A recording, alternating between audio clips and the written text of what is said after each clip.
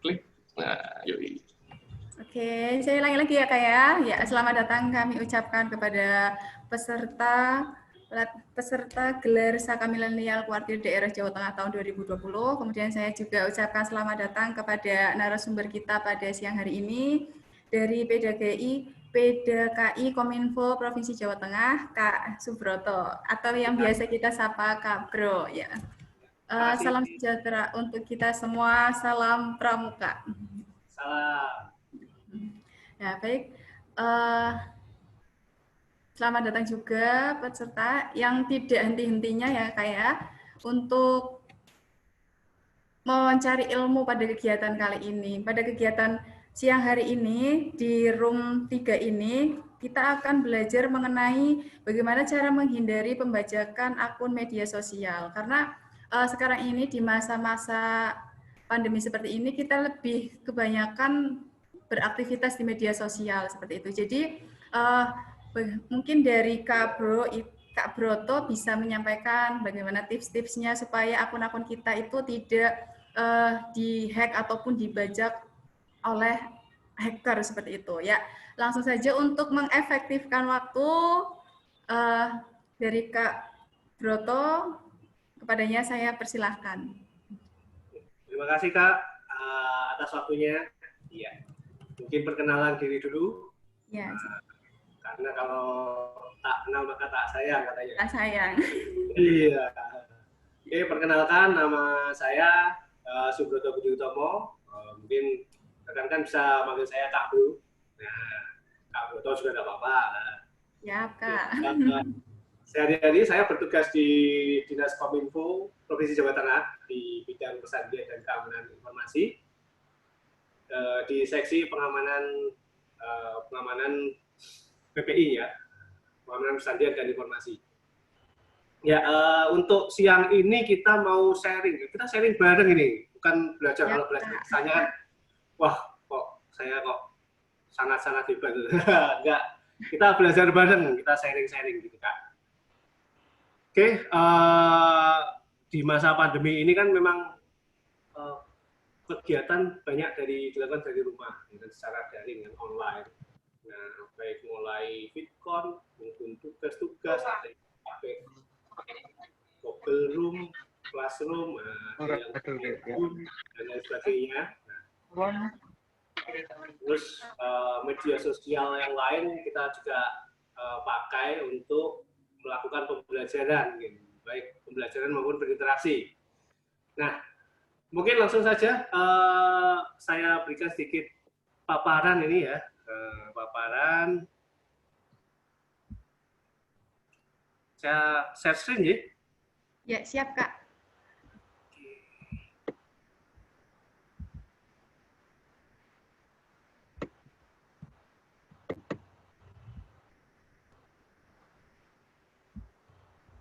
Wis, kok sudah sampai sini?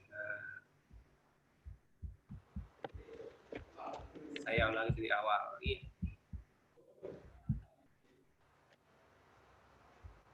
Nah, ya, pada siang hari ini kita mau sharing bersama mengenai pembajakan akun media sosial. Nah, ini siapa yang nggak pernah pakai media sosial ini kan? Ya, semua orang tentu menggunakan media sosial saat ini. Nah, terus pembajakan akun medsos ini sebetulnya itu marak terjadi, apalagi pada saat pandemi seperti ini, di mana semua orang beraktivitas secara online. Nah, jadi pembajakan akun medsos ini sebetulnya dapat terjadi pada siapa saja, tidak peduli siapa Anda, selama Anda punya media sosial, berarti Anda bisa saja menjadi target pembajakan akun media sosial. Tapi biasanya pembajak-pembajak ini target utamanya ini biasanya adalah yang sering dijadikan target utama adalah pejabat, selebritis, tokoh publik ya atau influencer. Seperti ini kalau kita lihat di halaman Sindo News kemarin 1 Agustus ini mengulas masalah pembajakan akun medsos yang kian marak. Targetnya influencer. Nah, kenapa kok mereka dijadikan target? Karena mereka rata-rata mempunyai pengaruh besar, mempunyai follower besar, friend-nya banyak.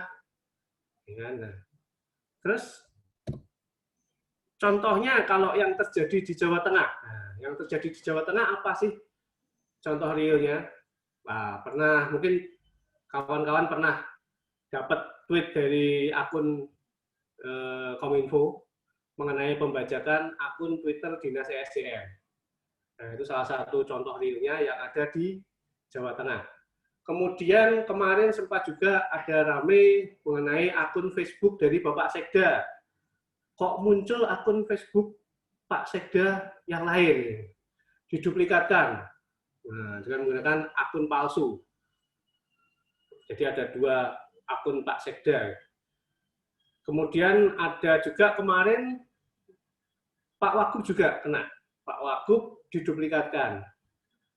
Selain itu sering juga terjadi pembajakan ataupun usaha pembajakan WhatsApp dari beberapa pejabat SKPD Provinsi Jawa Tengah. Nah, sebetulnya motifnya apa sih? Kok orang-orang kok melakukan pembajakan akun medsos ini? Nah, sebetulnya banyak motifnya. Motifnya itu banyak. Antara lain yang pertama adalah ini, pemerasan. Nah, pemerasan ini dilakukan ketika orang membajak akun medsos milik orang lain, kemudian meminta tebusan supaya akun itu dikembalikan kepada pemiliknya. Nah, itu namanya motif pembajakan. Kemudian motif yang lain adalah mencuri data atau informasi pribadi. Nah, mencuri data. Jadi si pembajak itu tadi berhasil masuk, kemudian dicuri data pribadinya. Dari siapa? Dari yang punya medsos ataupun dari follower-follower atau friend-friend-nya mereka. Nah, kalau Facebook mungkin friend-nya kan, IG itu mungkin yang lain. Kita kan pasti akan mengisikan data diri di situ. Itu rawan juga untuk dicuri. Kemudian WhatsApp, Pak. Nah, kalau WhatsApp juga yang dicuri apa? Yang dicuri adalah kontaknya. Nah, itu salah satu motif yang lain. Kemudian, ini yang unik adalah jual beli follower. Nah, kalau rekan-rekan pernah tahu akun zombie, itu salah satu contoh pembajakan akun medsos. Jadi kadang-kadang akun kita dibajak tapi kita nggak tahu, kemudian dibuat agar kita memfollow orang lain. Nah, si pembajak itu dapat keuntungan apa? Dapat keuntungan dia dapat fee ataupun dapat bayaran untuk menjadikan akun-akun tersebut follower dari orang lain. Nah, kemudian motif lainnya, ini motif yang sangat tidak menyenangkan, yaitu motif black campaign. Nah, black campaign. Biasanya akunnya diambil alih, kemudian akun yang diambil alih itu digunakan untuk menyebarkan fitnah atau hal-hal yang melanggar hukum. Nah, kan itu mencemarkan nama baik kita juga. Apalagi kalau yang diambil alih itu adalah akun institusi. Itu pasti akan mencemarkan nama baik dan kredibilitas kita. Terus selain itu yang paling tren itu adalah motif keuangan lainnya. Contohnya ketika kita punya WhatsApp dibajak, kemudian kontak-kontak kita di message satu persatu, atau mungkin kita punya Facebook dibajak, friend kita di message satu persatu, minta transfer uang atau transfer pulsa. Loh, apa bisa, Pak? Bisa. Apakah mungkin terjadi? Mungkin. Dan itu pernah terjadi. Yang terakhir kemarin adalah yang tadi saya sampaikan, akun dari Pak Sekda dan akun dari Pak Wagub. Nah, seperti itu kan menjelekkan kredibilitas dari orang-orang tersebut. Nah, itu kalau tokoh masyarakat. Nah, kalau orang biasa, 2 orang biasa juga bisa. Saya pernah akun Facebook rekan saya diambil alih, kemudian mereka yang mengambil alih itu, yang membaca itu, mem-PM saya, mem-private message saya, minta ditransfer uang karena alasannya istrinya sedang ada masalah. Nah, kemudian ya akhirnya saya cross check, ternyata bukan, dan beliau bilang bahwa akun Facebooknya baru dihack. Nah, berarti itu salah satu ulah dari pembajak akun. Nah, itu tadi motifnya, dan masih banyak motif-motif yang lain sebetulnya. Nah, kita bahas satu persatu ya. Ya, kita bahas biasanya platform yang terkenal ini adalah Instagram. Nah, metode yang digunakan untuk pembajakan akun Instagram itu ada 2 biasanya secara garis besar. Yang pertama adalah impersonating account atau buat akun yang mirip. Jadi dia membuat akun seolah-olah punya kita, tapi bukan kita yang buat, orang lain. Ketika kita update foto, mereka ikut update. Ketika update apa, mereka ikut update. Seolah-olah itu adalah akun kita. Kemudian mulai menambah-nambahkan orang-orang kontak-kontak kita ke mereka. Nah, itu metode yang dinamakan impersonating akun atau membuat akun tiruan. Nah, terus cara remediasinya gimana? Remediasinya sebenarnya simpel, tinggal dilaporkan saja, report. Setiap platform ini ya, media sosial itu pasti ada alur untuk melaporkan. Tinggal dilaporkan, kemudian nanti akan disuruh untuk mengisikan form.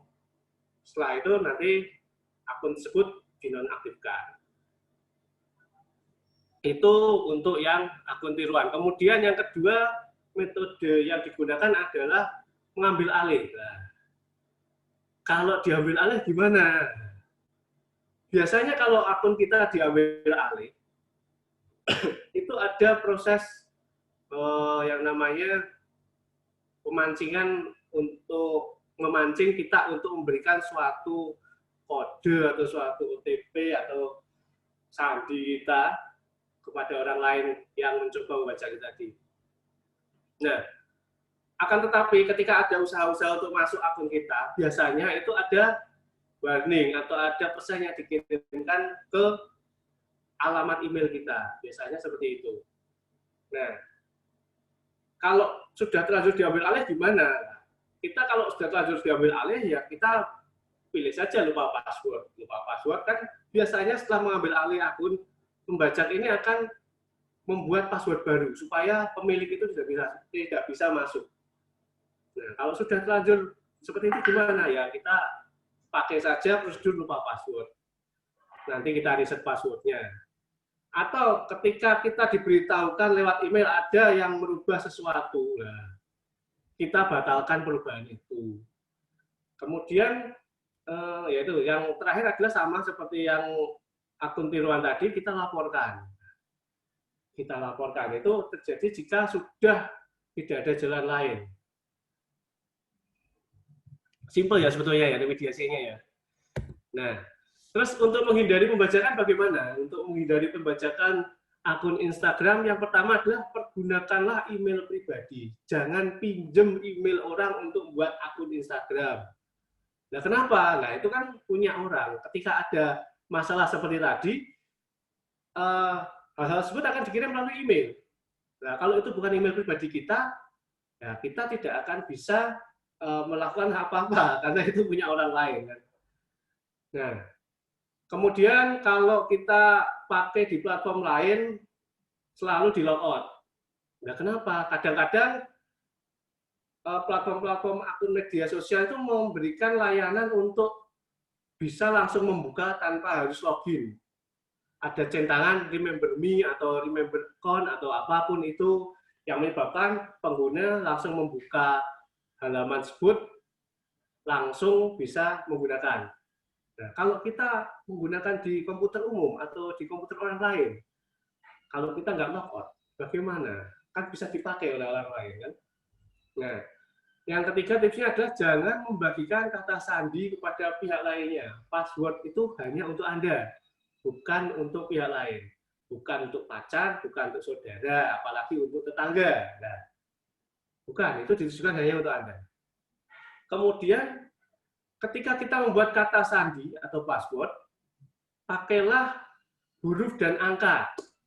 Nah, huruf dan angka. Kenapa kok huruf dan angka? Mungkin huruf, angka ada, kalau mungkin tanda baca, itu untuk menyulitkan ya, untuk menyulitkan pihak yang mencoba membajak untuk menerka password kita.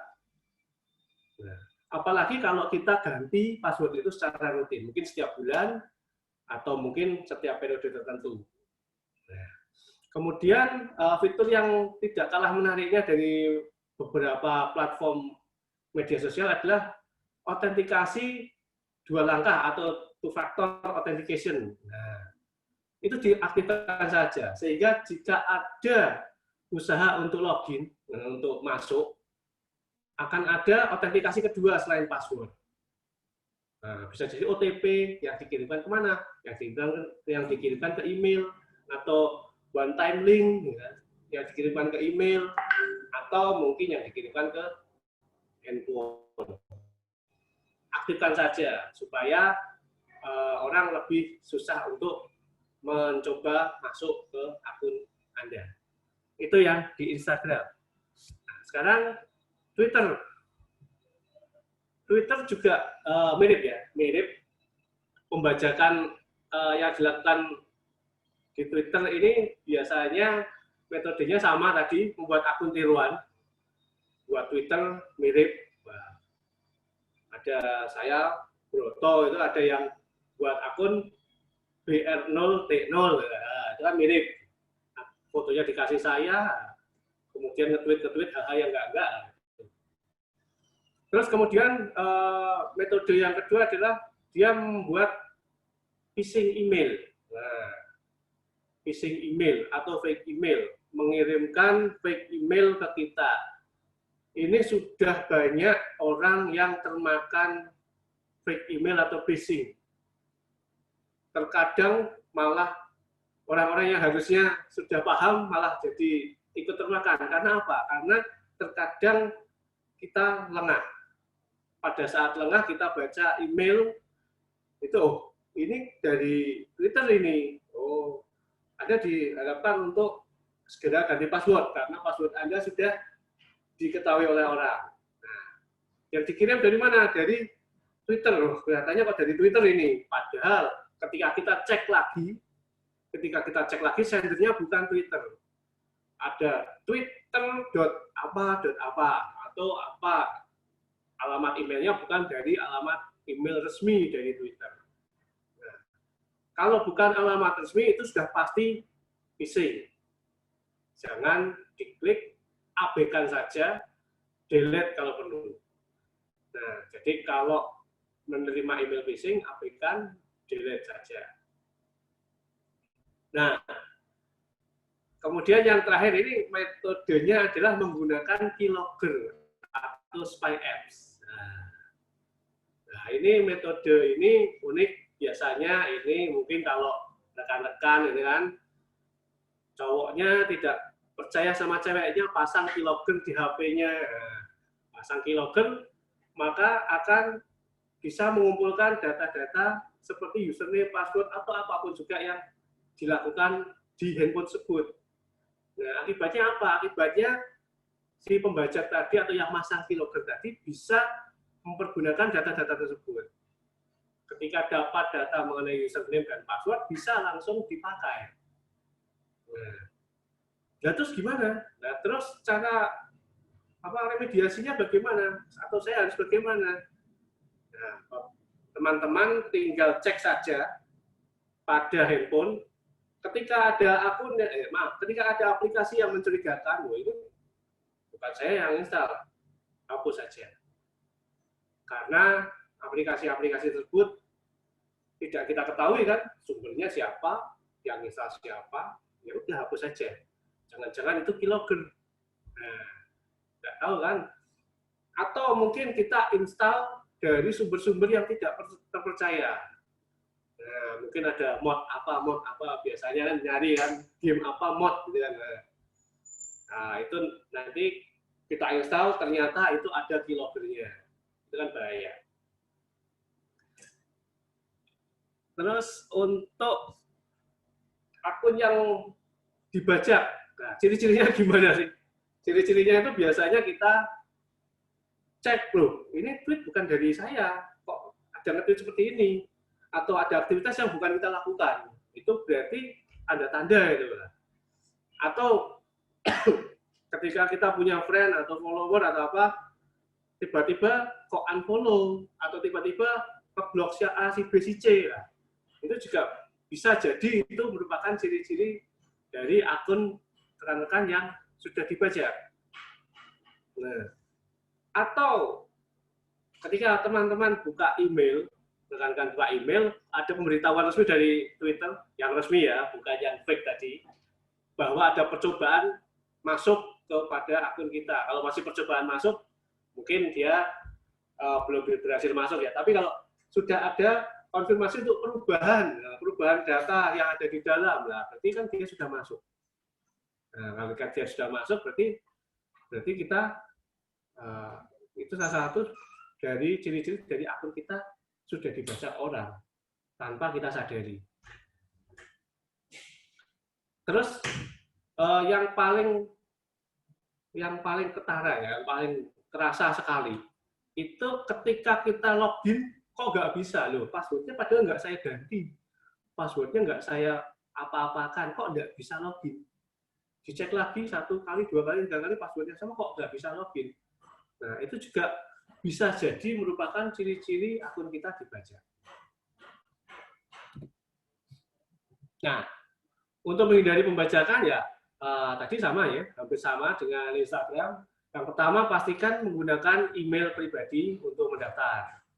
Nah, karena segala aktivitas komunikasi dilakukan melalui email kan, oleh pihak Twitter kan. Kemudian hanya percaya email yang berasal dari Twitter, email resmi. Caranya gimana? Cek dulu sendernya, cek sendernya.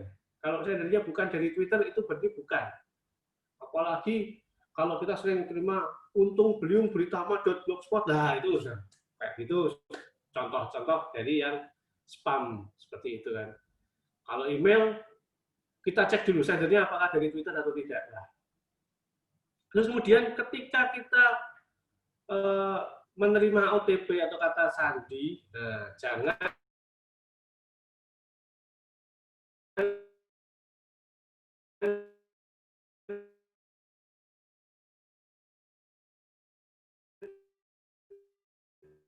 dibagikan kepada pihak lain. Password huruf dan angka, nah, huruf dan angka, kemudian besar dan kecil, ya kan, diganti juga secara rutin. Nah, jangan lupa aktifkan autentikasi 2 faktor atau 2 langkah pada Twitter. Itu hendaknya bisa dilakukan untuk menghindari pembajakan akun Twitter.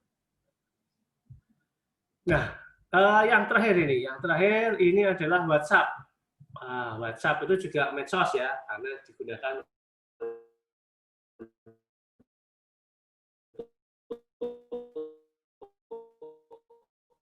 melakukan interaksi saling. Terus kan ada WhatsApp kan. Nah, si A, si B, si C mungkin ada yang pakai WhatsApp, ada WhatsApp web, ada WhatsApp aplikasi ya. Terus ada beberapa metode yang digunakan untuk membajak akun WhatsApp. Yang pertama adalah QRL checking. Nah, kalau kita buka WhatsApp web, itu ada QR code yang harus di-scan supaya kita bisa masuk ke WhatsApp web tersebut.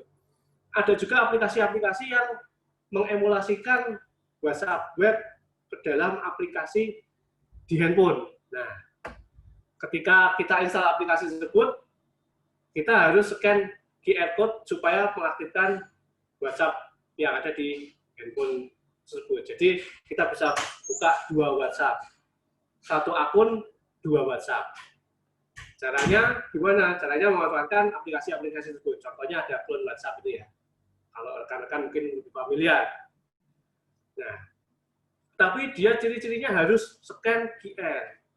Nah, terus, gimana cara menghindari QRL jacking? Nah, remediasinya, cara menghindarinya, kita tinggal klik logout dari semua komputer ataupun platform melalui aplikasi WhatsApp mobile rekan-rekan semua. Jadi tinggal kita cari di profilnya itu ada logout semua, kita klik logout. Otomatis pihak-pihak yang memanfaatkan clone tadi, clone yang berdasarkan QRL tadi, itu akan logout dari masing-masing semuanya, dari masing-masing WhatsApp-nya tadi. Kemudian metode yang kedua adalah SS7 attack. SS7 attack ini biasanya biasanya memanfaatkan kelengahan dari user untuk mendapatkan kode verifikasi. Sering dilakukan dengan cara social engineering. Contohnya itu ketika kita mau pakai WhatsApp pertama kali, kita kan diminta untuk masukkan nomor telepon. Nah, semua saya iseng, teman saya nomor teleponnya saya coba masukkan di sini. Kemudian dia akan minta kode verifikasi. Kode verifikasinya dikirim kemana? Ke rekan saya yang punya tadi. Nah, kita gunakan social engineering. Tadi ada nggak supaya dapat kode yang dikirim tadi. Ketika dapat, otomatis akun WhatsApp yang ada pada rekan saya tadi akan berpindah ke tempat saya. Nah, ini adalah SS7 attack. Nah, caranya gimana untuk remediasi seperti itu? Caranya sebenarnya cukup mudah.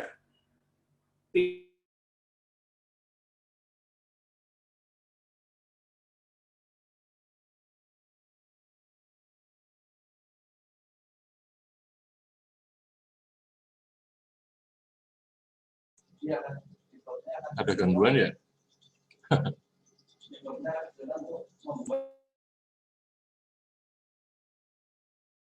Sembari menunggu ya, kelihatannya ada kendala teknis.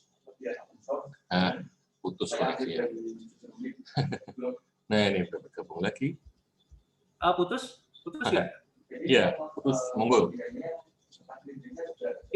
sebentar. Ya. Sekarang sudah nyambung lagi. Iya, sudah nyambung lagi ya. Mohon maaf, ada sedikit kendala tadi. Nah, yang metode yang terakhir ini sama seperti tadi, menggunakan apps, spy apps atau logger atau RAT, remote access ya. Remote access digunakan untuk apa? Untuk mencuri informasi tadi.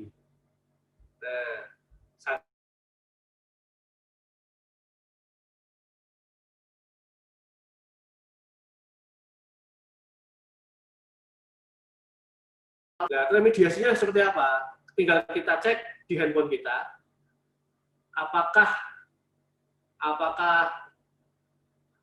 ada aplikasi yang mencurigakan atau tidak. Ketika ada aplikasi yang mencurigakan, tinggal kita hapus saja. Nah, itu untuk Red and Spy apps.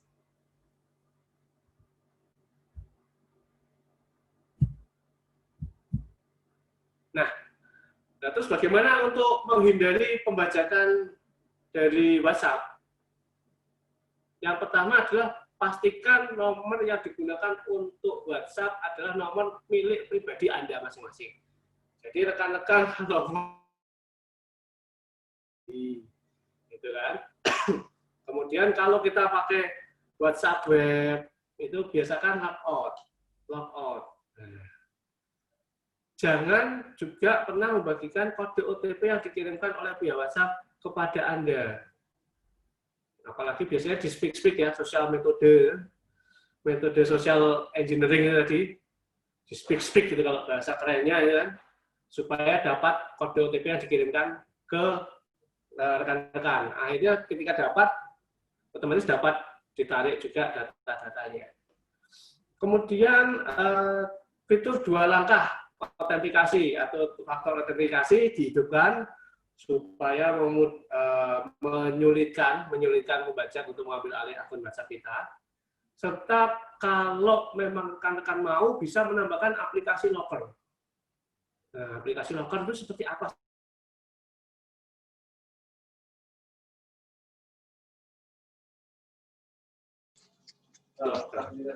Itu apabila diperlukan.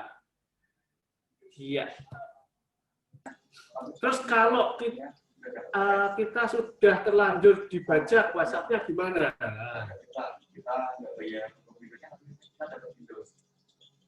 Sepertinya koneksinya kurang stabil, Kak Bro. Iya. Mohon bersabar, ini ujian. Mohon bersabar.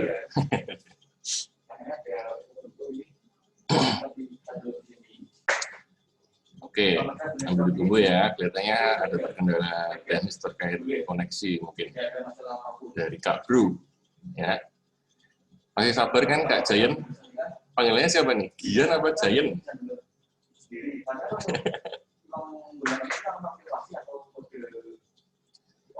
Kak Jayen fotografi. Asik. Biasa ngisi wedding ini pasti ya? Orderannya wedding. Mantap. Dari mana Kak Jian? Dari Batang, Kak.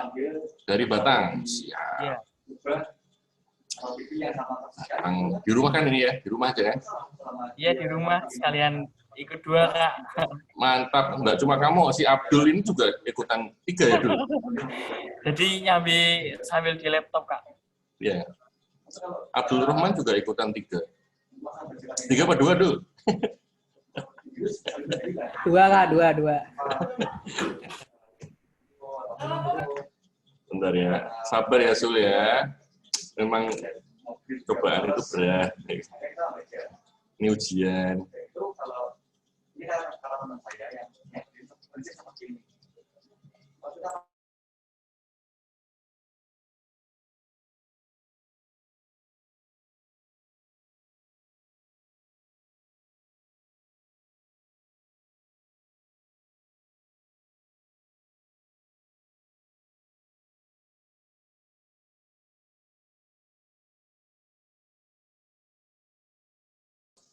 Oke. Gimana Kak Iya. Bro? Oh, mohon maaf. Ya? Iya. Mohon maaf. Ternyata di sini Nggak pakai kabel tuh. Pakai kabel aja tadi harusnya. Aman. Monggo. Iya. Dilanjut. Sudah terlihat untuk yang ini. Jadi, oke. Iya. Nanti untuk akun yang sudah terlanjur diambil alih, bagaimana? Tadi kita sudah sempat singgung ya. Yang pertama itu kita harus memastikan bahwa akun tersebut nomor teleponnya masih dalam kepemilikan kita. Karena apa? Karena kalau sudah bukan punya kita lagi atau sudah mati, biasanya kan ada ya yang punya akun WhatsApp masih hidup tapi nomor teleponnya mati. Nah, itu tidak dapat dilakukan pemulihan akun. Karena apa? Karena semua OTP atau kode untuk verifikasi akan dikirimkan ke handphone Anda. Kalau tidak punya nomornya ya berarti nggak bisa, ya kan? Terus kemudian setelah itu login kembali, Anda akan menerima pemberitahuan kode OTP atau kode verifikasi. Setelah itu baru jika Anda mengaktifkan 2 faktor autentikasi atau autentikasi 2 langkah, kita masukkan PIN. Setelah itu berarti akun Anda sudah kembali menjadi milik Anda. Itu kalau akun Anda, akun WhatsApp Anda dibaca. Nah, mungkin itu tadi untuk sharing kita pada siang ini mengenai ini ya, pembajakan akun medsos ya. Mungkin saya kembalikan lagi waktunya kepada kakak moderator.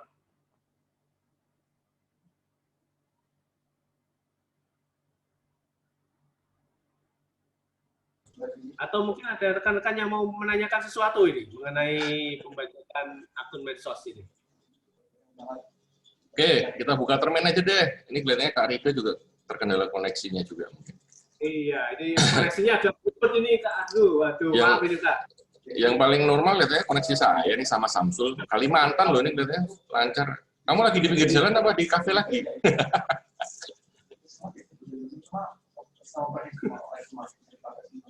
Oke, ya kita buka termen pertama nih. Terima kasih tadi kakak pembicara, ada Kak Bro yang sudah memberikan tentang bagaimana cara kita mengamankan akun kita dalam sosial media dan mungkin di WhatsApp juga tadi terakhir. Mungkin ada pertanyaan nih dari kakak yang ada di acara ruang aplikasi kali ini. Bisa lewat chat atau langsung dihidupkan mikrofonnya. Monggo.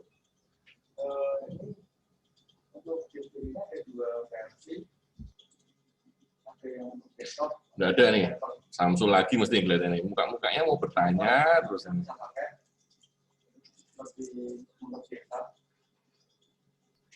Oh, ada yang izin bersalin, Kak. Oh ya, silakan. Langsung Amar Zaki, hidupkan mikrofonnya.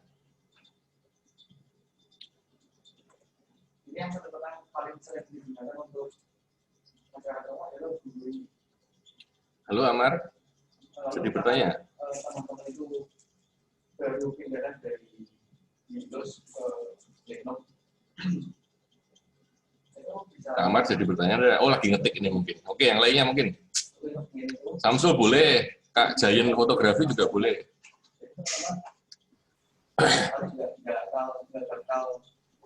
Tidak ada. Mohon izin Kak. Nah kan. Sudah Halo Kak, saya mau bertanya. Samsul nanti ya. Oke. Silakan. Riyangga Pratama. Saya kan sebelumnya udah pernah kena hack ya Kak, akun Instagramnya. Itu padahal sudah dengan 2 autentifikasi, akun Google Gmail juga pribadi, semuanya pribadi. Tapi kenapa kok masih bisa tetap ke-hack ya Kak? Soalnya udah 2 autentifikasi, keamanan juga, sandi juga sudah dengan dengan angka, dengan yang sangat rumit lah Kak. Tapi masih bisa di-hack, itu gimana Kak? Oke, ini pertanyaan yang pertama nih. Oke, dicatat dulu ya, Kak Riyangga Pratama. Ini ada pertanyaan yang dari Ahmad Anas. Izin bertanya Kak, mau nanya kakak saya itu sering banget data dirinya dibuat akun Facebook, Instagram, dan juga WA sama orang yang tidak dikenal. Atau bisa dikatakan juga dibajak. Dari pencurian data diri itu di medsos digunakan untuk melecehkan kakak saya, bahkan keluarga saya. Yang ingin saya tanyakan, solusinya bagaimana Kak? Caranya buat mengetahui siapa yang baca itu bagaimana. Nah, 2 pertanyaan dulu nih ya. Kita jawab, monggo Kak Bro. Yang pertama tadi dari Kak Riyangga Pratama, yang kedua dari Ahmad Anas. Oke, Kak Riyangga Pratama. Tadi akun masih tetap dibajak walaupun sudah pakai 2FA ya. Oke. Nah, biasanya gini, untuk membacakan akun, biasanya kalau kita ditargetkan, itu biasanya itu berentet. Jadi, kadang kita buat akun menggunakan email kita bisa dibobol orang atau bisa dibuka orang. Nah, segala sesuatu yang ada di email itu otomatis akan terekspos, termasuk dari user ataupun password ataupun akun-akun yang menggunakan email itu. Jadi berentet. Padahal ini kok saya sudah hidupkan 2FA. Nah, dikirim ke email. Tapi kok masih bisa kena ya? Ada kemungkinan dicek lagi, mundur lagi emailnya. Nah, emailnya bagaimana? Oh, email saya kok nggak kenapa-napa. Nggak yakin bisa kenapa-napa, kan? Karena kan biasanya pakai Google. Nah, ketika email itu bisa dibuka atau bisa diambil alih atau bisa dibobol, datanya kan bisa dilihat. Segala macam pembicaraan Anda, segala macam aktivitas Anda akan bisa dilihat situ, termasuk aktivitas user password yang yang dikirimkan situ. Bisa jadi seperti itu awalnya, salah satunya seperti itu. Mungkin itu Kak Riangga. Nah, sebelumnya emang ada Kak pemberitahuan dari email kalau ada kayak ada yang ingin masuk akun pribadi saya. Itu kan pasti ada notif dari email. Untung saat itu masih bisa buat saya ganti lagi sandinya, lainnya lagi saya perbaiki lagi semuanya, nomor teleponnya semuanya saya perbaiki lagi. Kalau tadi telat dikit aja itu mungkin bisa ke ke hack permanen gitu loh Kak. Nah itu lebih amannya lagi, harus diapain lagi ya, takutnya nanti malah kena lagi, malah jadi ke hack permanen. Untuk saran dan triknya lah Kak biar lebih aman lagi. Saran dan triknya ya, untuk akun tersebut biasakan tadi sudah benar ya, sudah diganti pertama diganti, kemudian digantinya dengan password yang tadi case sensitif ataupun besar kecil, angka huruf. Kemudian yang tidak kalah itu rutin, penggantiannya rutin. Jadi kalau cuma diganti sekarang, rekan-rekan nggak tahu kan, nggak tahu. Kadang-kadang kita sedang di social engineering sama orang, kita nggak tahu. Sampai kita mengeluarkan data-data yang diperlukan oleh orang tersebut. Nah, jadi solusinya gimana? Secara bertahap diganti terus, berkala diganti terus. Itu. Kemudian ketika kita semakin banyak gadget atau semakin banyak device yang kita gunakan, nah kadang-kadang kan device ini masih hidup, masih auto login, kita nggak tahu, nggak sadar, kita nggak tahu device ini dipakai orang, dia bisa juga login, bisa juga memanfaatkan setelah itu. Jadi semakin banyak device yang dipergunakan, semakin banyak yang harus kita perhatikan. Logout, biasakan logout. Jadi itu mungkin Kak Riangga, bagaimana? Ya Kak, terima kasih Kak. Nanti coba saya usahain lagi buat pengamanannya sama keamanannya juga. Semoga aman ya Kak. Amin.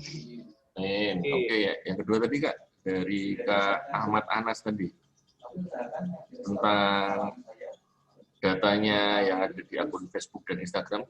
Jadi mungkin foto diambil terus diposting dengan akun yang lain. Mungkin loh ya. Karena kan bahasanya pakai melecehkan. Jadi mungkin kan diambil fotonya aja kelihatannya atau yang ada di Bulut gitu ya kayak gitu. Wah, itu melecehkan sekali kan. Oh enggak. Nah, Oke. Kalau sudah terlanjur diambil dan digunakan untuk melecehkan kakak bahkan keluarga saya. Nah, ini klarifikasi saja. Kalau seperti itu kan diklarifikasi. Kemudian tingkat keamanan dari akun rekan-rekan juga ditingkatkan tadi seperti tadi, password diganti, password diganti, autentikasi dijadikan 2 faktor. Nah, terus kalau yang sudah terlanjur bagaimana? Yang sudah terlanjur kita klarifikasi saja. Nah, kita klarifikasi statement-statement tadi yang melecehkan tadi. Nah, jadi tidak ada tidak ada obat yang paling mujarab selain klarifikasi tadi. Itu. Kemudian bagaimana cara mengetahui siapa yang membaca? Aduh. Kalau mengetahui siapa yang membaca itu, jadi kalau itu urusannya sudah berbeda ini. Kalau mengetahui siapa yang membaca itu bukan menjadi kewenangan dari kami, gitu kan. Jadi yang penting bukan kita cari siapa yang membaca, tapi bagaimana biar orang itu nggak bisa membaca kita lagi. Itu yang penting. Daripada wah ini si A, si B, si C lah. Jadi bagaimana biar si A, si B, si C itu tidak bisa baca akun kita lagi. Itu yang penting. Mungkin itu Kak Ahmad Anas. Semoga oke ya. Semoga oke. Harus oke lah. Jadi sebenarnya kalau udah Wah. sampai mengetahui siapa yang membajak itu sudah ranahnya kepolisian, pihak yang berwenang, ya kan? Kayak gitu. Jadi kalau dari kita ya lebih preventif berarti ya, Kak Bro ya. Jadi Betul, kalau dari sisi kita preventif. harus paham literasi tentang bagaimana mekanismenya kita mengamankan akun kita masing-masing. Nah, itu yang paling penting sebenarnya. Betul sekali. Terus ini ada pertanyaan lagi yang dari Amar Zaki Janis. Kan saya pernah mengalami hack akun WA dan Facebook secara bersamaan. Nah, itu orang yang hack itu caranya lewat game. Kebetulan saya juga mengaitkan akun WA dan Facebook di game tersebut. Padahal keamanannya sudah sangat ketat dan rumit. Dan anehnya, dapat pulih kembali setelah beberapa minggu. Itu bagaimana sih, Kak? Apakah itu real hack atau hanya hack fake? Terima kasih. Quick nih, oke. Ya, langsung ditanggapi ini, Kak. Langsung aja, Kak. Langsung saja. Siap-siap. Ini Kak Ahmad Zaki. Ya, ini tadi semakin banyak device atau semakin banyak platform yang kita kaitkan dengan akun kita, itu semakin besar juga tingkat kerentanan yang kita miliki. Jadi tadi kita punya satu handphone, ya kita cuma mikir satu handphone itu, handphone ini ditautkan ke akun, nah kita jadi mikir dua, ditautkan lagi ke game, mikir tiga. Nah, jadi semakin banyak yang ditautkan, semakin banyak add-on yang ditambahkan atau join-join ke apa namanya ke platform-platform yang lain, itu kita juga semakin memungkinkan untuk mengamankan platform tersebut. Kan kita nggak tahu juga. Kemudian kalau nge-hack-nya lewat game, kebetulan saya mengaitkan akun WA dan FB via game tersebut. Nah, ketika kita mengaitkan akun Facebook, itu biasanya kita diberikan warning, apakah akan memberikan hak untuk akun game ini mengakses data Anda, gitu kan? Nah, biasanya seperti itu. Kalau kita berikan, nah berarti ya sudah kita memberikan hak untuk game itu atau add-on itu untuk mengakses data kita. Nah, terus apa yang salah? Ya sebetulnya nggak ada yang salah kalau itu dipergunakan dengan sebagaimana mestinya. Ketika itu sudah dipergunakan dengan sebagaimana mestinya, nah itu tadi terjadilah penyalahgunaan data. Nah, hack real atau fake? Bisa jadi real. Gitu kan? Ada orang yang buat add-on game di Facebook, gitu kan? Apakah Anda mau menambahkan ini? Oke, nah, berarti Anda sudah memberi akses game itu. Nah, ya orangnya kan otomatis yang buat itu kan punya data-data Anda. Ya seperti itu kurang lebihnya. Ya. Gimana, Amar? Paham nggak? Enggak, pasti. Paham. Mosok, coba diulangi lagi. Jadi gini ya, kalau saya boleh menambahkan ya, dari pengalaman sih sebenarnya. Jadi ketika kita punya WA, kita punya akun Facebook, itu kan biasanya karena kita malas mendaftar sesuatu kan, kadang-kadang kita langsung mendaftarkannya dengan connect ke Facebook kita, connect ke akun Twitter kita, connect ke akun Google atau Gmail kita. Karena kita males ngisi kolom itu, nama depan, nama belakang, alamat, kayak gitu-gitu. Nah, cuma kita kadang tidak menyadari dia membutuhkan apa aja, mengharuskan apa saja, atau dapat privilege apa aja nih ketika menggunakan akun existing kita. Nah, itu kan kita biasanya cuma next. Nah, itu saya juga pernah ngalamin. Jadi makanya teman-teman harus hati-hati dan lebih membaca. Kayak kita mau install sesuatu di handphone aja pakai aplikasi APK atau yang lainnya, dia kan pasti minta kan, aplikasi ini akan minta request bisa mengakses nomor telepon Anda, bisa mengakses telepon dan suara dan SMS misalnya. Nah, itu dan bisa minta acquiring GPS dan location gitu-gitu. Nah, kita kadang juga harus teliti ketika mau menginstal sesuatu di gadget kita kayak gitu. Itu jadi berlakunya nggak cuma di akun ya, di gadget kita pun kadang, karena pengalaman sih. Jadi kita sharing aja. Nih, ada yang nanya lagi Kak. Mau tanya apakah ada Dea Tanti. Kak, izin bertanya, bagaimana cara kita mengetahui bahwa akun kita sedang dibuka oleh orang lain? Misalnya, kita sedang on di WhatsApp, tetapi orang lain juga menggunakan akun WhatsApp kita. Tetapi di HP kita tidak ada pemberitahuan bahwa akun kita dibuka di HP lain. Saya curiga nih, Kak. Ini pasti yang buka pasti pacarnya. Betul, Pak. Betul. Pakai metodenya tadi, Kak. Pakai metode KRL checking tadi ya. Mau nggak dijawab dulu ini, ya? Oke, ini Kak Dea Tanti ya. Ya, ini tadi contohnya WhatsApp ya, WhatsApp. Memang tadi seperti tadi ada clone WhatsApp, ada WhatsApp web itu kan tadi memanfaatkan KRL. Kalau itu memang kita yang buka, kita yang ngasih sendiri itu namanya memang memudahkan kita ya. Tapi kalau yang akses orang lain, gitu kan. Nah kalau WhatsApp itu kan kita nggak tahu ada orang yang pakai WhatsApp kita. Contohnya ketika saya lagi buka WhatsApp, lagi akses WhatsApp, kemudian apa namanya QR code saya di-scan sama orang lain. Nah, dengan ketika saya lengah, gitu kan, dia kan otomatis juga bisa masuk ke WhatsApp saya. Nah, kemudian apa yang terjadi? Dia juga tahu apa yang saya lakukan, lagi ada apa, lagi chatting sama siapa kan, Kak Tanti mungkin lagi chatting sama si X gitu kan, ternyata cowoknya penasaran si X itu siapakah itu katanya. Nah, itu memang tidak ada pemberitahuan. Nah, terus solusinya gimana? Solusinya kita cek saja di sini. Cek saja di WhatsApp ya. Kita logout saja dari all komputer, logout all user. Nah, kita logout all user, logout komputer. Itu pasti orang-orang yang menggunakan metode KRL checking tadi atau menggunakan clone WhatsApp yang basisnya KRL checking tadi itu akan selesai, mereka akan logout otomatis. Nah, itu. Tapi kalau dia metodenya yang awal tadi, yang SS7 attack, dia akan ngambil alih WA kita. Pasti ketahuan, karena kita nggak bisa buka WA. Kita nggak bisa buka WA, kita nggak bisa. Nah, itu tanda tanya kalau kita sedang dibajak dengan SS7. Itu. Jadi, tadi ya, tinggal di logout semua user. Otomatis semua yang pakai QR akan logout sendiri WhatsApp-nya. Mungkin itu Kak Dea. Kak Dea Tanti gimana? Ya Kak, baik Kak, terima kasih atas jawabannya. Jadi sudah tahu caranya biar nggak di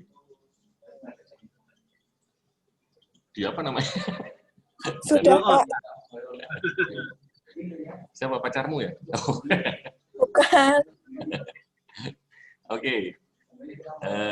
Berikutnya nih Kak, ada Muhammad Ridwan. Mau tanya Kak, apakah aplikasi Palapa di Play Store aman? Buatan Accurate. Soal di aplikasinya ada hapus dengan waktu. Pak mau tanya, banyak banget pertanyaannya Muhammad Ridwan, satu-satu lah. Aplikasi Palapa itu apa ya? Kita malah nggak tahu. Nggak tahu. Itu mungkin Pak. Terus ini Muhammad Ridwan. ya itu Muhammad Ridwan, Pak mau tanya akun email Yahoo kakak saya ketika dibuka ada notifikasi akun sudah dinonaktifkan karena tidak digunakan. Gimana cara mengembalikan karena akun itu digunakan untuk verifikasi data Dapodik. Wah itu ke Yahoo Kak, jangan ke PDKI. Ya, ini mau dijawab satu atau gimana ini Kak? Langsung aja Kak. Ya, kepada Kak Muhammad Ridwan ini ya, untuk aplikasi yang tayang di Play Store itu sebelum proses tayang biasanya pihak pihak Play Store ada yang namanya scanning, proses scanning, autentikasi dan lain sebagainya. Nah, selain itu, setelah tayang pun, ketika dia jelek ratingnya atau ada pengaduan, otomatis dia akan diturunkan dari Play Store. Jadi, ketika aplikasi itu masih tayang di Play Store, aplikasi tersebut relatif aman. Relatif aman, karena ada proses seperti itu tadi. Jadi, tidak sembarangan aplikasi bisa kita publish di Play Store. Itu. Nah, kalau tidak yakin bagaimana? Kalau tidak yakin, nggak usah install. Sekali lagi itu, kita pertimbangkan kan, benefitnya apa, keuntungannya apa kita install itu. Oh, ini aplikasi untuk seumpama ya, aplikasi untuk menghitung jarak. Tapi saya kok nggak yakin sama aplikasi ini ya. Cari aplikasi yang lain yang mirip seperti itu, yang sama, yang kita lebih percaya, atau mungkin yang ratingnya lebih tinggi. Nah, karena kalau ratingnya lebih tinggi berarti orang-orang banyak yang menggunakan itu dan cocok. Feedback-nya positif. Seperti itu, Kak Ridwan. Kemudian yang Yahoo tadi, nah saya juga pernah ini. Akun saya lama tidak dibuka, kemudian ada akun dinonaktifkan. Tapi pada saat itu masih dalam periode tenggang. Kalau handphone itu, kalau pulsa itu masih tenggang gitu kan. Masih bisa diaktifkan kembali secara online. Tapi kalau tidak ya harus menghubungi pihak Yahoo seperti tadi Kak Abdu yang sampaikan tadi kan. Itu Kak Ridwan. Gitu Kak Ridwan, gimana? Jadi kalau menurut saya ya, hematnya sih sebenarnya kalau kayak misalnya aplikasi ya benar. Jadi baca dulu aplikasinya, itu aplikasi apa. Terus kemudian kalau kita lihat di Play Store ya kita lihat komennya dulu lah, ya kan. Pasti kan sudah ada yang install selain kita, gitu kan. Dilihat dulu komennya, ratingnya bagaimana, kayak gitu. Terus kira-kira developernya ini beneran ada apa enggak, apa cuman developeran. Nah, itu kan kadang juga jadi bahan kita untuk kadang pertimbangan menginstal sesuatu di APK. Ini mungkin sih saya bisa share gini ya, maksudnya mungkin produk ini mungkin loh ya, saya nggak cuma mastiin aja. Yang ini ya, bener ya? Aplikasi Palapa. Ya kan? Ini kalau saya sih kenal ya sama yang buat, mohon maaf. Kenal sama yang buat. Wow, itu Kak kenal lah sama yang buat itu. Kalau saya sih kenal, kantornya saya juga ngerti dan saya juga ngerti pengembangnya siapa saja. Di balik ini kelihatannya ada Pak Ono Wipurbo juga di sini. Dulu sebelumnya kalau nggak salah namanya Pesan Kita, sekarang mungkin diambil namanya jadi Palapa. Mungkin loh ya, saya tapi juga nggak paham. Jadi ini yang membuat perusahaan namanya Execure IT ya. Itu salah satu pelaku IT juga. Ini juga ratingnya masih 4,7, ada ulasannya juga, dibaca saja, ya kan? Mungkin kita bisa jadi pertimbangan. Nah, misalnya, tolong tambahkan, ada yang ini. Saya sangat mengapresiasi. Semoga kedepannya bisa video call, berarti belum bisa video call. Jadi sebelum kita nginstal, kita ngerti. Kalau menurut saya kita baca-baca aja lah kayak gini. Sebelum kita klik install, nah, itu daripada nanti menghabiskan storage kita. Itu ya. Terus ada ini Abdul Roman. Kamu mau curhat apa? Ya Allah.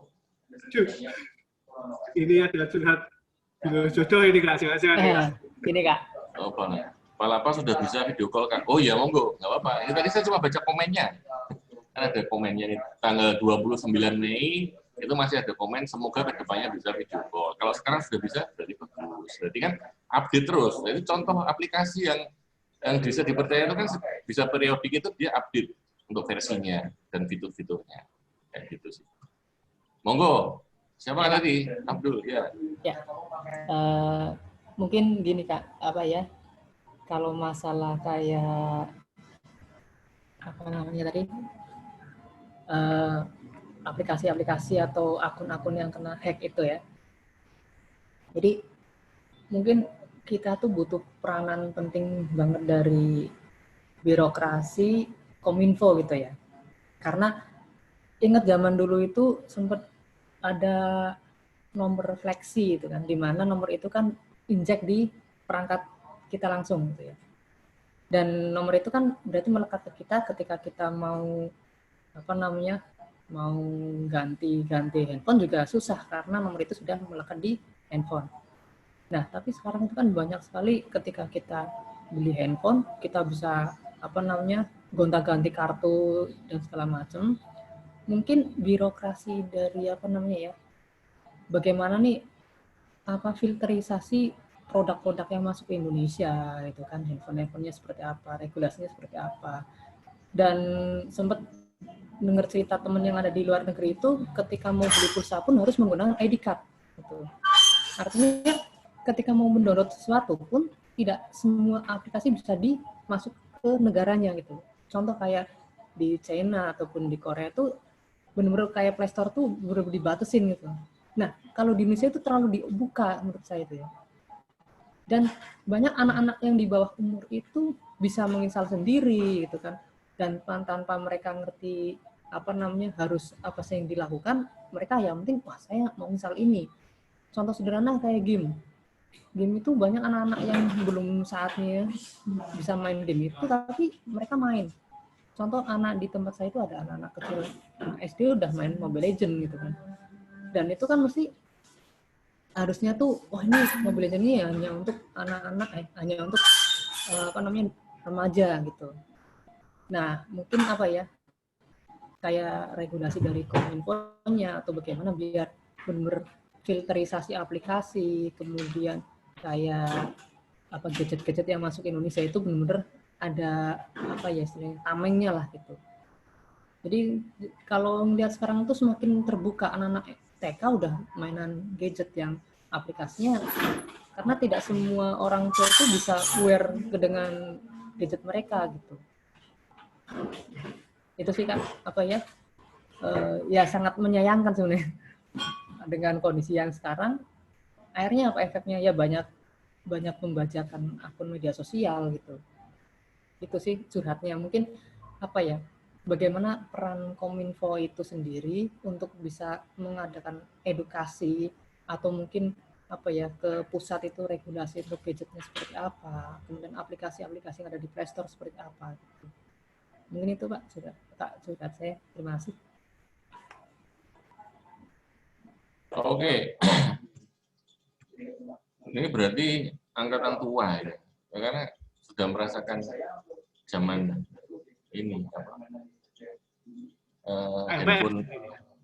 handphone ini apa mafia itu yang dibuka.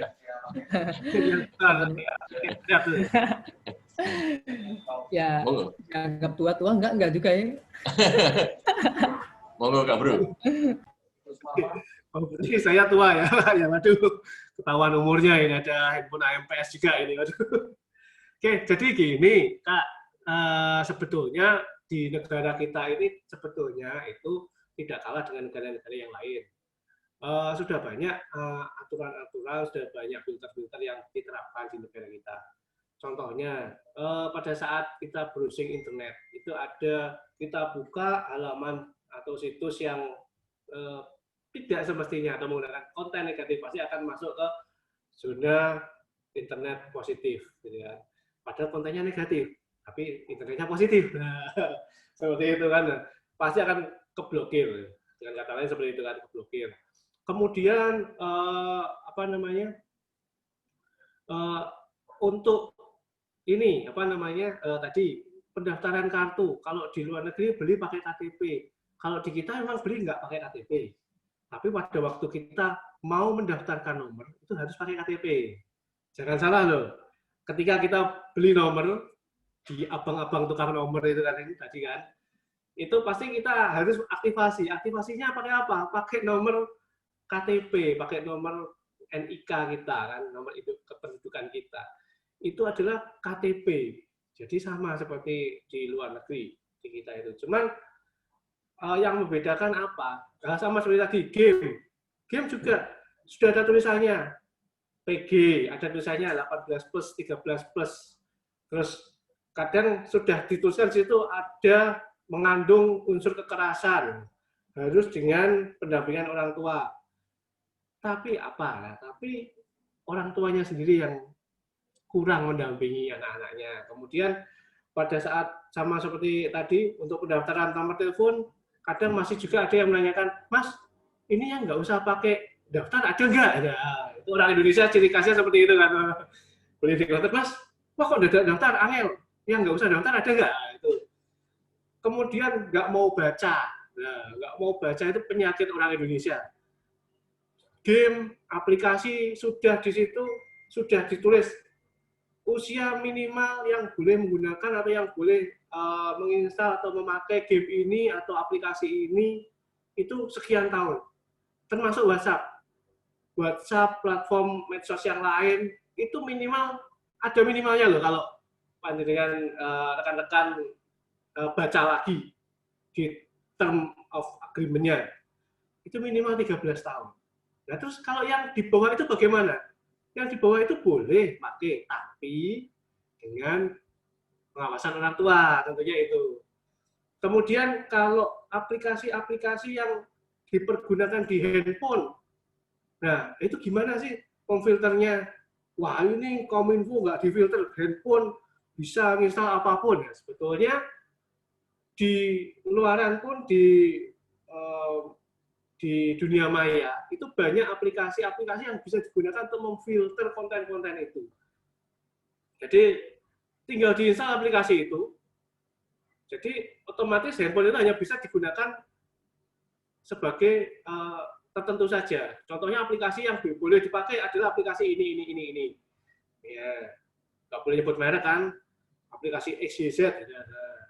Itu bisa ada seperti itu. Banyak aplikasi-aplikasi digunakan seperti itu. Terus aplikasi lokal yang tadi digunakan untuk WhatsApp itu tadi, itu sebenarnya bisa juga diimplementasikan di aplikasi-aplikasi yang lain. Ketika kita mau buka apa, kita harus login atau kita harus memasukkan password. Kalau orang tuanya tidak ngasih ke password ke anaknya, maka anaknya nggak akan bisa mainan. Jadi seperti itu. Jadi peran aktif sebetulnya. Peran aktif dari kita. Mungkin kakaknya memberitahu, oh, Dek, bulanan apa seperti ini. Ya, nah. Itu orang tuanya mungkin. Karena di Indonesia biasanya itu cenderungnya sing penting orang rewel. Anak kecil rewel kasih handphone. Diem anaknya. Orang tuanya yang pusing. Anaknya buka apa, itu tidak tahu kan. Gitu. Seperti itu. Itu yang sebetulnya yang harus kita semakin tekan ya, kita edukasi lagi. Jadi nggak langsung asal kasih handphone kepada adik-adik kita yang masih kecil. Harus diawasi juga, pakai apa, dia pakai untuk apa. Itu Kak Abdul Rahman. Jadi banyak sebetulnya hal-hal yang bisa dimanfaatkan untuk membentengi. Tinggal gimana kita manfaatkannya. Itu Kak. Ya Kak, terima kasih. Ini sebenarnya diskusinya menarik juga ya. Oh, menarik. Wah, Kak Arzu saya pakai kacamata itu. Mohon maaf ini silau. Silau ya Kak. Boleh. Biar fresh ya, kita kan udah bosen ya. Sehari kemarin saya 11 Zoom ya kan, dari pagi sampai malam ya. Jadi kita harus lebih kreatif lagi lah ya, biar kita nggak bosen dengan terus ini udah ya tadi ya Kak Abdul ya, ada yang bertanya, berikutnya ya, adalah kalau diskusi gimana? lagi boleh nggak Kak? Apa diskusi nih? lagi boleh nggak? Jadi Apa? tadi kan apa ya, memaparkan kalau selama ini kalau misalkan kita beli nomor itu kan harus registrasi dengan menggunakan nomor KK ataupun KTP itu kan ya. Nah, ini ada dilema sebetulnya ya.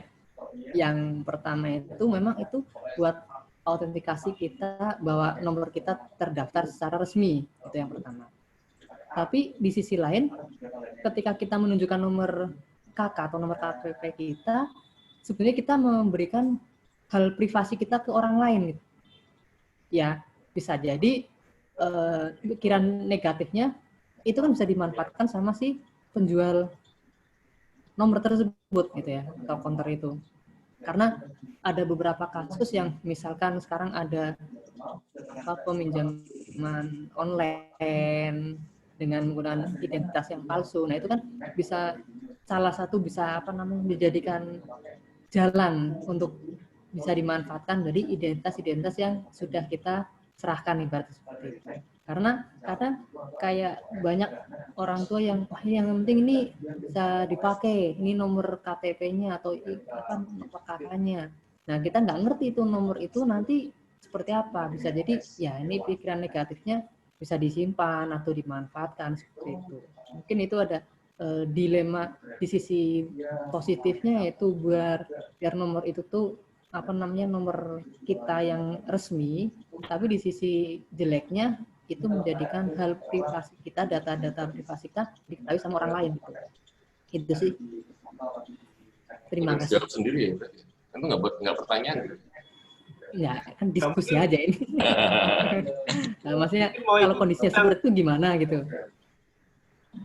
Gimana, Ada gimana? dua sisi tuh ya. Yang satu itu ketika kita daftar dengan nomor ID kita, itu kan memang itu berarti nomor itu resmi gitu kan, dengan ID Iya. identitas kita yang resmi. Tapi di sisi lain kan kita ngasih nomor KK kita atau KTP kita ke si pihak counter itu, dan itu kan ketahuan Oh, sama iya. mereka. Kalau daftarnya, kalau ngisi pulsa di counter ya Itu. sudah nggak zamannya lah ya sekarang ngisi pulsa di counter ya. Jadi kalau menurut saya kalau sudah zamannya seperti ini tentang kita sadar akan data pribadi kita ya, alangkah lebih baiknya ya kita biasanya kan kalau kartu perdana memang harus didaftarkan ya. Kita beli di counter kartu perdana itu harus didaftarkan nomor KTP ya. Kita ngisi sendiri aja lah. Gitu. Kalau kita ngisi pulsa ya toh juga bisa kan nomornya ini kan berarti kan cuma nomor teleponnya yang dikasih bukan nomor KTP-nya. Enggak, maksudnya Kalau bukan ngisi pulsa. bukan isi pulsa, bukan. Kalau misalkan kan sekarang banyak tuh, walaupun ya sekarang sudah ada paket data yang bisa kita isi sendiri tuh. Iya, kan maksudnya kan SIM card itu kan nempel di KTP kan, bener ya? Iya. Lah, Maksudnya gini, berarti kan maksudnya kan kalau kita beli kartu perdana, berarti kan iya, kita harus mendaftarkan nomor KTP kita, bener nggak? iya. Iya kan? Nah, kalau itu memang program pemerintah ya kita mengikuti, tapi Nggak, jangan diisiin orang lain kan gitu maksud saya. Yang isi ya kita sendiri, harusnya kayak gitu Nah, dong. maksudnya harapan dari pemerintah kan seperti itu, tapi bukti di lapangan itu banyak yang ibaratnya orang tua tuh beli ke counter, beli perdana dan menyerahkan gitu loh, Pak. Maksudnya itu maksudnya. Ya, kita Kan- sebagai orang yang tahu kita harus meliterasi mereka. Nah, gitu. Kita harus berperan lah, ambil peran kita. Bukan begitu? Kak Bro, mau Kak Bro? Ya, memang apa namanya di lapangan memang seperti itu ya, banyak terjadi seperti itu. Memang kalau kita registrasi, ketika kita beli SIM card baru, itu kita diharapkan untuk registrasi sendiri, untuk entry nomor KK, nomor KTP sendiri. Nah, tapi memang di beberapa tempat ada yang menyerahkan itu ke counter. Nah, menyerahkan ke counter, tinggal pilihan kita. Kita percaya nggak sama counter itu? Kalau nggak percaya ya udah nggak usah diserahkan, kita registrasi sendiri. Nah, itu tadi. Karena apa? Karena memang sudah ada fitur untuk registrasi sendiri. Itu mungkin pada saat kelas besok ada ini, Pak. Ini Kak, yang apa perlindungan data pribadi. Nah, itu Ya, mungkin PDB. akan dibahas di situ, Kak. Itu. Jadi nomor telepon itu ternyata juga NIK, nomor telepon itu juga termasuk data pribadi. Nah, Yes. itu tadi. Jadi kalau itu ya diusahakan daftar sendiri saja. Daftar sendiri. Sebisa mungkin daftar sendiri. Ketika kita tidak percaya sama orang, ya sudah, kita tidak usah berikan data kita kepada mereka. Itu. Nah. Oke, kita ke penanya berikutnya dulu nih, Mas Abdul ya. Panjangan nanti. Ini ada yang mau bertanya setelah ini. Samsul, dari Kalimantan Selatan. Horas, Bah. Salah ya. Kalau Kalimantan apa? Silakan Samsul. Assalamualaikum warahmatullahi wabarakatuh. Mohon izin bertanya, Kak. Permasalahan, ya tadi menyambung aja masalah anak-anak nih, Kak, yang sudah pakai medsos, sudah main aplikasi mobile gitu, Kak. Pertanyaannya, yang 13 tahun itu apakah sudah diterapkan benar-benar tuh, Kak? Kan kita kalau registrasi akun itu pakai data NIK sama data nomor KK tuh. Kan bisa aja si anak tadi makai datanya orang tuanya. Soalnya kan kalau di kartu perdana itu 3 kan maksimalnya Mas ini. Kalau setahu saya, kurang tahu kalau update terbaru nih. Kalau boleh saran sih, bisa diminimali lagi. Bisa jadi 1 aja gitu. Untuk kartu perdana, 1 kartu perdana, 1 KTP. Jadi nggak bisa tuh kalau anak kecil atau adik-adik kita pakai yang belum cukup umur nih, memakai data orang tuanya, jadi nggak bisa tuh, harus pakai data dia. Selanjutnya masih terkait yang tadi Kak, ini sebenarnya kita kurang edukasi aja sih sama orang tua, apalagi biasanya kan seharusnya di counternya ini yang diedukasi, yang mengedukasi orang tuanya. Misal nih, orang tuaku beliin HP buat adikku gitu, adikku misalnya adik saya gitu, misalnya umurnya 5 tahun. Jadi dari counternya itu nanya dulu, HP-nya dibeliin buat siapa nih? Misalnya dijawabkan oleh orang tuaku, untuk anak saya gitu, umurnya 5 tahun. Nah, itu dijawab lagi dari counter, kalaunya anak-anak umur segitu belum dibolehin nih kalaunya megang HP. Nah, habis itu diberi edukasi lagi dari counternya kepada orang tua nih. Ya janganlah kalaunya anak-anak yang kurang dari usia remaja dikasih handphone, soalnya kan itu bisa aja lepas pengawasan dari orang tua tuh. Kan kita nggak tahu. Apalagi orang tua yang sibuk kan biasanya, orang tua yang kerja paruh waktu, kan nggak tahu anaknya buka apa gitu kan. Apalagi kita kan di zaman sekarang semua serba terbuka tuh. Apa aja di search di Google kan ketahuan tuh. Nah jadi gitu Kak. Meminimal lagi data kita bisa supaya satu aja gitu. Saran aku. Iya. Ya kalau mau ditanggapi. Kalau di Indonesia memang masih seperti itu sih. Jadi program pemerintah ya pasti akan diperbaiki setiap tahunnya. Nah ini kan tergantung dari kita. Monggo Pak Bro mungkin bisa menambahi dan masih di mute ya. Oh. Nah, sudah ada malaikatnya ini ternyata ini. Waduh. Oke, nah, tadi Kak Samsul ya, Kak Samsul. Wah, ini bagus sekali ini pendapatnya ya. Tadi kan mulai dari konten sampai ini. Cuman saya mau nanya ini, Kak Samsul punya adik nggak? Punya adik? Nggak punya Kak. Sebenarnya sepupu gitu. Sepupu biasanya sudah punya HP sendiri, walaupun cuma main-main aja, nggak punya medsos. Ya. Oke, nah, jadi kan gini, untuk registrasi itu kan sebetulnya kan memang aturannya seperti itu. Nah, ketika ada di rumah, nah mungkin bisa dibantu oleh kakak-kakaknya, jadi diberitahu si adiknya kalau, oh registrasi sendiri, mungkin Kak Samsul punya adik itu, wah, saya mau registrasi sendiri ya. Oh, jangan, harus pengetahuan orang tua dan lain sebagainya. Jadi itu kan tadi kan Kak Samsul bilangnya registrasi sendiri, dengan registrasi sendiri. Itu kan nggak ada yang tahu. Ya benar, nggak ada yang tahu.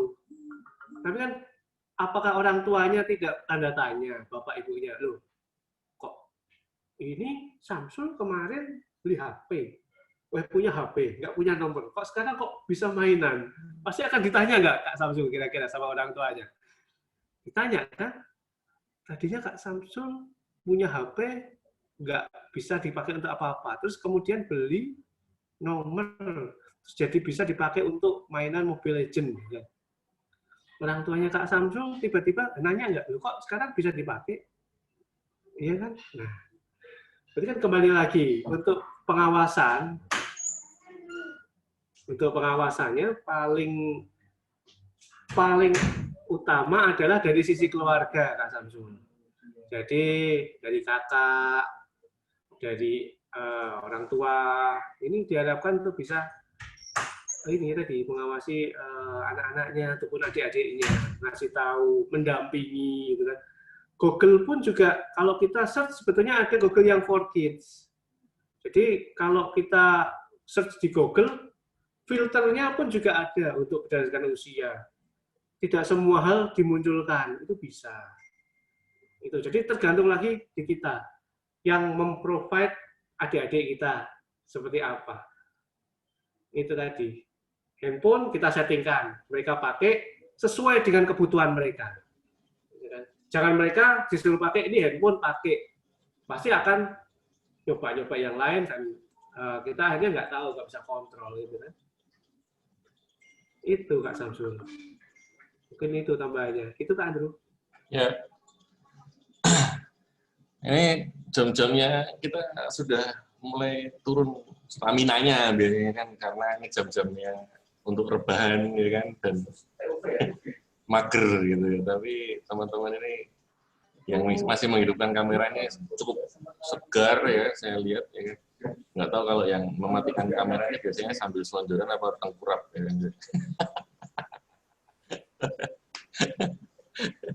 Oke. Boleh nyebutin nggak yang tadi? Gimana Kak Samsul? Menanggapi yang tadi lagi Kak. Boleh, boleh. Oke. Tadi kan biasanya kan kalaunya HP baru tuh di setting bikin email kan biasanya kalaunya mau apa namanya buka medsos semuanya gitu.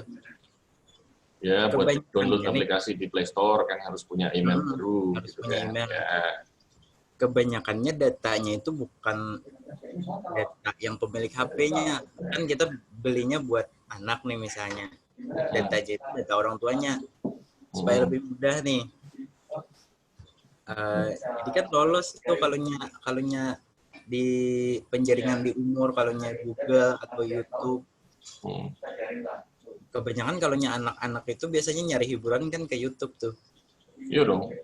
Nah, mana lagi selain YouTube? Coba. Nggak kesaring tuh kalaunya di YouTube. YouTube juga ada YouTube for Kids loh. Jangan salah. Mungkin ada yang gimana ya? Apa? Memang sudah disaring oleh YouTube. Tapi kan ada lagi beberapa yang masih lolos gitu.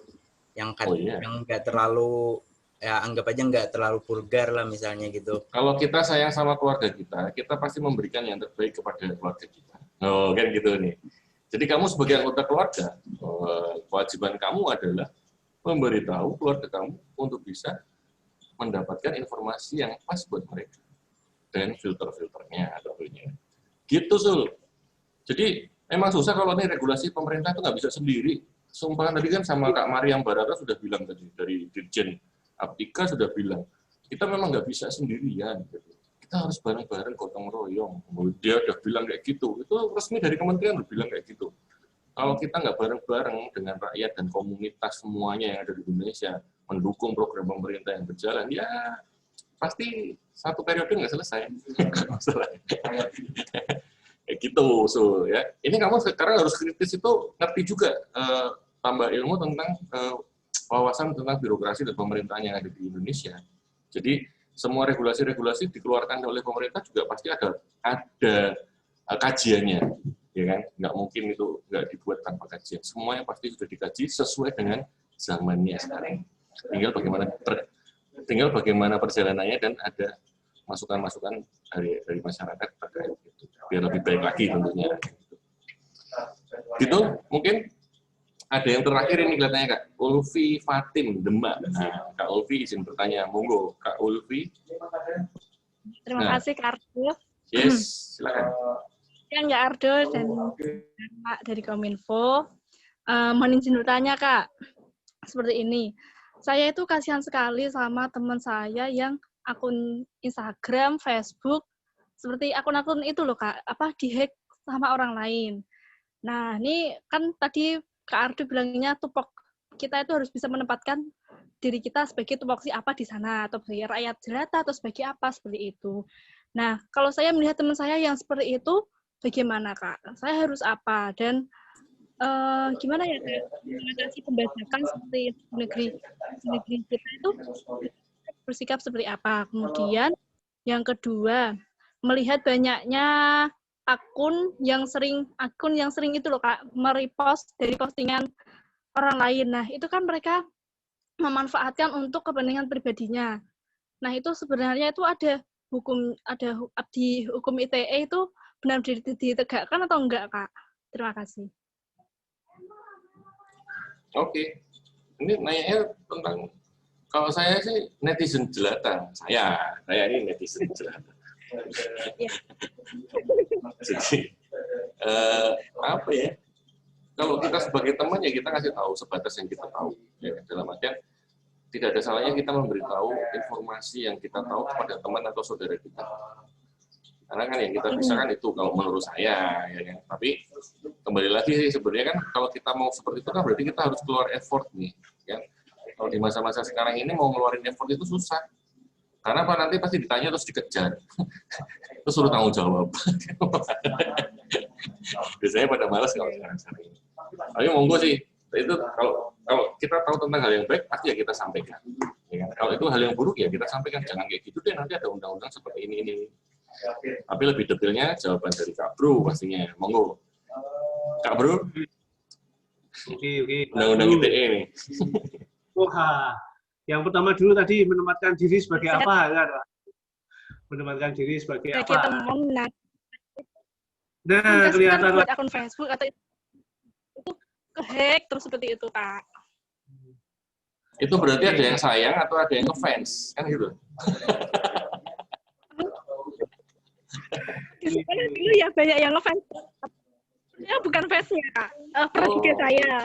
Jangan-jangan hatersnya. Temenmu selebgram apa Orang tahu kalau artis ya? Pertanyaannya gitu. Mau nggak Bro? cuma prestasi aja, Kak. Mau nggak Bro? Iya, itu tadi kan. Tadi kan Kak Ulfi kan sudah ikut kelas ini kan tadi kan, sudah ada beberapa tips dan pengetahuan yang saling kita sharingkan tadi. Nah, tugasnya Kak Ulfi sebagai apa? Sebagai teman yang baik. Teman yang baik ngapain? Nah, ikut berpartisipasi. Nah, berpartisipasi apa? Ngasih informasi seperti tadi yang sudah Kak Ulfi dapatkan. Barangkali informasi itu kan membantu. Nah, setidaknya kan, oh ada cara lain seperti ini, ada cara apa. Nah, ikut berempati lah. Nah, itu kalau go-hack dan lain sebagainya, kan tadi kan sudah disebutkan bahwa hack, take over, pembajakan akun, itu bisa terjadi pada siapa saja, itu kan.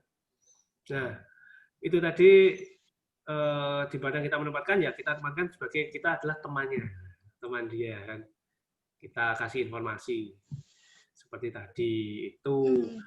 Kemudian masalah repost, ya kan? Masalah repost selama apa namanya jadi gini, etika, kalau kita ngomong etika ya, kalau kita ngomong etika, kalau kita mengutip dari orang lain kita harus menyertakan sumbernya, etikanya seperti itu. Nah, kan tapi apakah dilarang untuk mengutip orang lain? Sebetulnya tidak dilarang, sebenarnya tidak dilarang asalkan ada etikanya itu tadi. Kemudian pastikan yang dikutip itu adalah hal yang benar. Nah, hal yang benar. Kalau kita mengutip hal yang salah, maka informasi yang kita sampaikan adalah salah. Ya kan? Nah, kita nggak mau kan teman kita atau orang-orang yang kenal dengan kita, jadi mendapatkan informasi yang salah. Nah, itu. Jadi kalau mengutip, ya silahkan kutip, nggak apa-apa. Nah, kecuali memang hal-hal yang dikecualikan tadi. Gitu. Kalau ada hal yang rahasia, kemudian dikutip, nah itu pasti kan nggak boleh. Itu pasti sudah melanggar aturan, melanggar hukum. Itu Kak Ulfi, gimana Kak? Jadi, gimana Kak Ulfi? Ya Kak Ardo, terima kasih. Kalau yang saya temui itu seperti misalnya kayak yang komika-komika dan komedi itu kan mereka membuat karya membuat seperti narasi buat stand up Kak, tapi tiba-tiba ada akun yang merepost punchline-nya atau yang lucu-lucu buat lucu-lucuan, terus mereka sehingga followersnya itu kan meningkat di Instagram Kak. Kemudian mereka seperti membuka endorse dan mestinya menawarkan untuk followersnya di sana. Itu kan mereka untuk keuntungan pribadi Kak. Kalau seperti itu gimana Kak? Nunggu, Kak Bro. Ya ini jangankan kok komika, Ibu Kartini itu loh boleh dikutip, habis gelap terbitlah terang, itu kan punya Ibu Kartini. Boleh dikutip itu. Nggak masalah, asal itu tadi etika ya. Kita kembali lagi ke etika. Sebenarnya bukan boleh atau tidak boleh, yang penting etikanya itu dipakai kan. Etikanya dalam mengutip itu harus menyertakan sumber, etikanya seperti itu. Kalau masalah untuk lucu-lucuan kan banyak yang mengutip orang lain kan biar lucu ya oke, selama itu tidak merugikan ya nggak masalah. Kecuali orang yang dikutip itu merasa dirugikan. Nah, itu baru akan jadi masalah itu. Nah, itu. Gitu Mbak Alfi, Kak Alfi. Baik Bapak, terima kasih. Yuk. Sama-sama Kak Ulfi Demak ya. Ya. Oke, ini terakhir nih. Wah, jangan nambah lagi dong. Ini waktunya. Samsul kayak mau nanya, Kak, pernah heboh tentang penjualan akun oleh Zoom. Kamu tadi pas waktu ada Kak Ono Webunku nggak nanya kayak gini. Dia udah pernah buka itu di kelasnya dia yang di YouTube-nya dia. Bagaimana sih sebenarnya ngecek sebuah aplikasi itu update-nya dia, kemudian ada celahnya dia di mana itu sudah direview deh kalau masalah. Tapi monggo Kak Bro mungkin ada tanggapan tentang akun Zoom dulu. Zoom ini ya Kak. Wah ini ramai ini kalau masalah Zoom itu. Kita pakai Zoom, benar kita pakai Zoom saat ini. Ya. Iya dong, kita pakai Zoom ini. Ya, jadi gini, apakah benar heboh kemarin penjualan akun oleh Zoom? Kalau kemarin memang kabarnya demikian, tapi kan jadi gini, ketika kita... Tapi kalimatnya, mohon maaf Kak Bro, pernah heboh tentang penjualan akun oleh Zoom. Jadi Zoom tidak menjual akun loh ya? Zoom tidak menjual akun. Ya, itu tolong diluruskan dulu itu kalimatnya. Betul.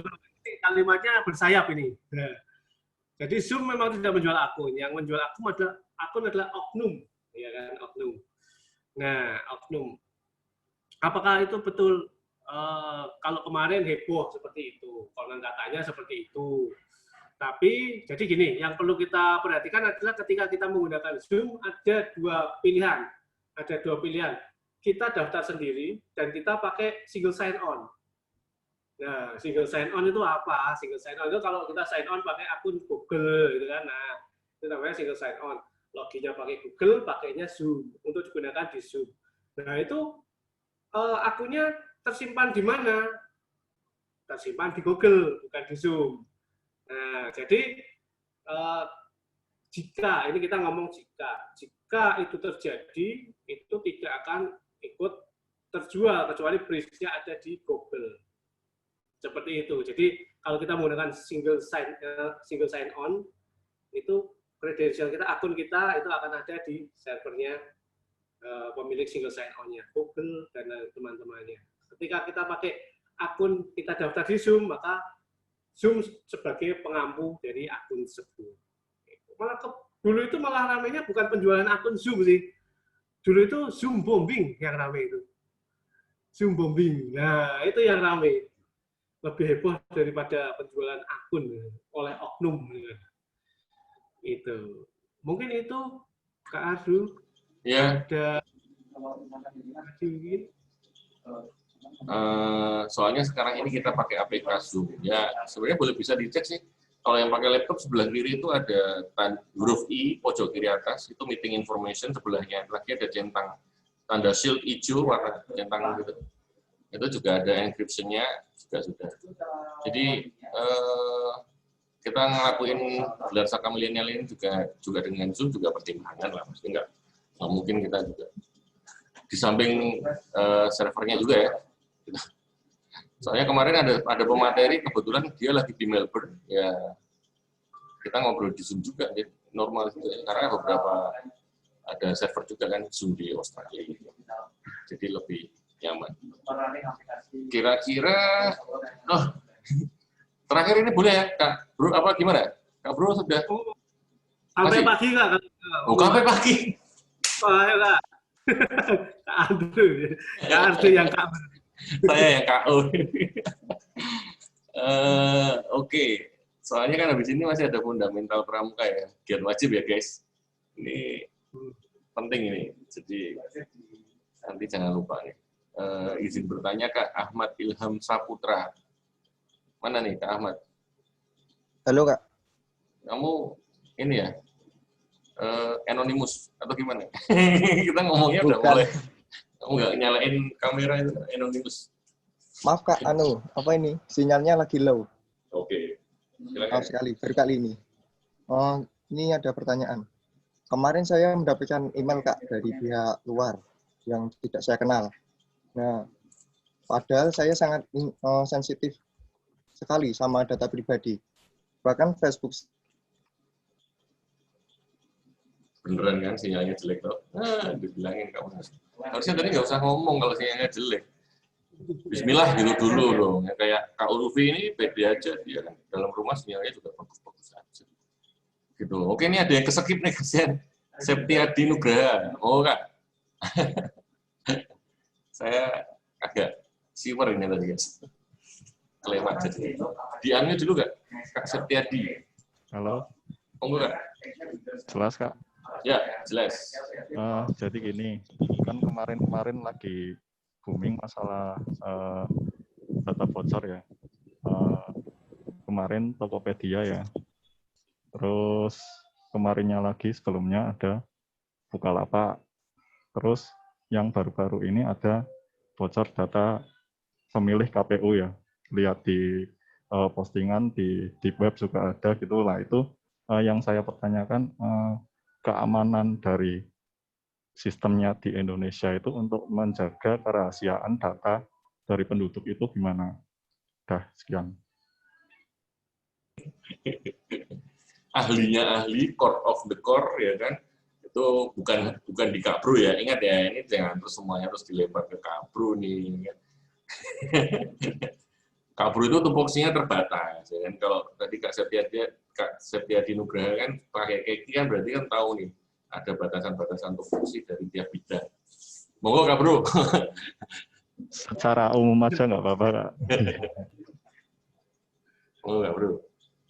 Oke, menanggapi yang pertanyaan dari Kak Septiadi ya, Septiadi. Oke, yang pertama untuk KPU kemarin itu sebetulnya sudah diklarifikasi ya, bukan kebocoran data ya kemarin ya untuk KPU. Pokoknya klarifikasinya seperti itu ya, kita ya klarifikasinya seperti itu berarti memang bukan kebocoran data untuk KPU. Terus kemudian untuk Bukalapak dan Tokopedia. Memang kemarin sempat dihebohkan untuk Bukalapak dan Tokopedia. Itu ada breach, ada kebocoran data. Tapi kemudian yang di Tokopedia itu ada ada pengamanan tambahan yang ada di dalam datanya, yaitu berupa enkripsi. Nah, enkripsi tadi yang menyebabkan data yang diperoleh itu tidak plain text, tidak data yang bisa dibaca oleh manusia. Nah, itu tadi. Kalau yang Bukalapak kemarin untuk informasinya saya belum tahu seperti apa untuk data yang bocor. Kemudian, terus hendaknya bagaimana? Hendaknya bagaimana PSE ini kan penyelenggara sistem elektronik itu tadi. Memang ada kewajiban-kewajiban dari PSE. Ya, kewajiban-kewajiban dari PSE itu antara lain adalah mengamankan data yang ada di tempatnya, yang dipercayakan kepada dia. Contohnya data username, password, dan lain sebagainya. Nah, mereka tentunya sudah berusaha mengamankannya, Nah, memang tidak ada standar pasti harus pakai enkripsi yang apa, harus pakai standar yang bagaimana, pakai enkripsi yang SHA 256 atau 1024 dan lain sebagainya, itu tidak ada. Cuman data tersebut harus terenkripsi. Nah, kalau enkripsi itu lemah, nah otomatis dia akan bisa dibaca ketika dibobol, bisa bobol akan terbaca.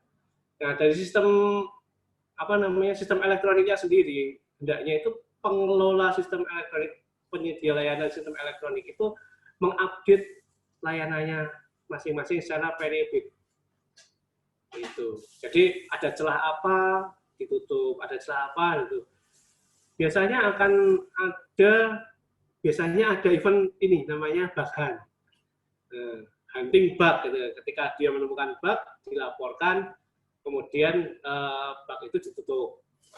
Menemukan celah dilaporkan, setelah itu ditutup.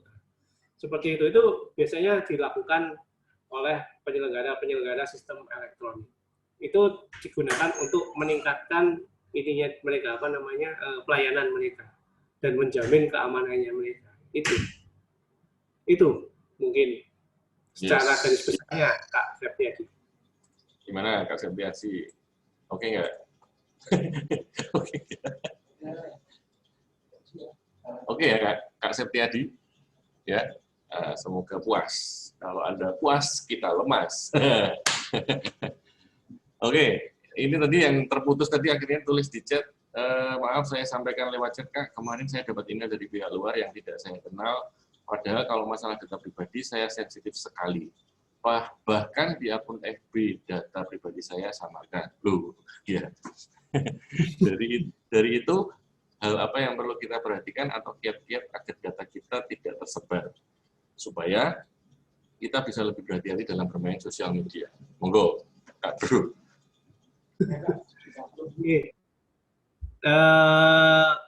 Kita hendaknya gini, dalam memberikan data pribadi itu kita harus lebih selektif. Kita hanya memberikan data pribadi kepada pihak yang kita percaya. Jadi tidak kebocoran itu biasanya bukan hanya berasal dari medsos. Biasanya seperti itu. Orang nuduhnya kalau data saya bocor dari medsos, padahal tidak serta-merta seperti itu. Bisa jadi kita ngisi formulir undian, gitu kan? Kita ngisi formulir undian sabun colek, mungkin gitu. Karena saya mungkin pengguna sabun colek, ada undian, nah kita isi di situ data diri, kita kirim. Nah, dari pihak penyelenggaranya mungkin tidak berhati-hati sehingga data tersebut terekspos. Nah, itu juga bisa kebocoran. Jadi kita hendaknya harus berhati-hati dalam memberikan data pribadi. Intinya seperti itu. Kalau tidak kita percaya atau tidak terpercaya, ya udah jangan. Kita daftar web, kita daftar sesuatu di web, webnya tidak kita percaya, ya udah jangan daftar. Gitu kan. Jadi intinya itu. Begitu Kak Abdul, mungkin Kak Ahmad seperti ada puas atau bagaimana ini? Gimana Kak? Kak Ahmad, hilang lagi sih ya? Hilang lagi kok. Giliran dia dapat ini langsung hilang. Oke, kawan-kawan, ini sudah mau selesai nih. Oh, ini Ahmad Ilham masuk lagi. Ini dia sinyalnya gelap-gelap ya, kayak umbel. Kak, yang lainnya ada kakak yang lain mungkin? Kak Ulfi, Kak Dia, wah baru mau disebut dimatiin kameranya. Gimana sih Kak Dia? Tidak ada Kak Dia Rahma, Kak Andi Putri Farelita, nggak ada nih katanya. Oke sih. Oke Kak Bro, terima kasih banget atas waktu yang telah diberikan. Mungkin nanti materinya bisa di-share ya Kak ya. Yang sudah di grup ya. Nanti akan kita share di dashboard. Teman-teman bisa ngecek login ke dashboard. Nanti di bagian media belajar itu nanti akan kita upload di sana. Begitu kira-kira, terima kasih atas waktunya Kak Bro. Salam buat teman-teman dari PDKI, salam buat Bukapit juga. Jaga kesehatan terus, ya kan? Jangan lupa pakai masker kalau kemana-mana, dan selalu utamakan protokol kesehatan. Kira-kira begitu dari saya. Atau mungkin ada closing statement dulu dari Kak Bro mungkin? Atau pesan buat Kak Bro? Pesan saja mungkin, ini masalah data pribadi ya. Data pribadi menjadi kewajiban utama kita untuk mengamankan data pribadi kita masing-masing. Nah, oleh karena itu jangan berikan data pribadi kita secara sembarangan. Apabila kita dipasrahi atau diberikan tanggung jawab untuk menjaga data pribadi orang lain, hendaknya kita jaga baik-baik. Mungkin itu Kak Adu, terima kasih. Siap. Terima kasih Kak Bro. Oke teman-teman, kita foto dulu ya. Coba nyalain kameranya. Asik. Kita bareng foto sama Kak Bro dari PDKI. Pada nggak nanya ya PDKI itu apa gitu. Tapi ya tak pikir mungkin udah pada Google sendiri-sendiri mungkin. Kepanjangannya PDKI apa? Kak Billy, Kak Nabila, Kak Rizka, Kak Diah Rahma, Kak Riangga, Fatika, Wahyu Ningrum, Kak Abdullah, Kak Zanzian Hadian, Fisginia Beceria B, Kak Firda, nyala nggak nih Kak Firda ini nyantol apa enggak sih? Kak Andi Putri Farilita, Kak Penny, Kak Farhan, kameranya ya, oke? Ini Karima baru masuk aja langsung. Kak, masa aku baru masuk langsung kelas sih? Lah, kamu udah terlambat. Aku di kelas sebelah tadi. Oke, kita foto bareng ya teman-teman. Kita yang Karena aku serius. nggak bisa nyala, Kak. Wah, kasihan banget sih kamu. Pakai nama aja ya. Oke, satu.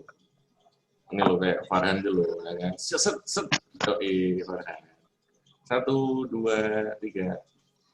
Alright. Terus kita hormat apa sarangnya nih? Sarangnya nih. Ini. Sarangnya. Kak Bro, sarangnya Kak Bro. Waduh, minta uang ini.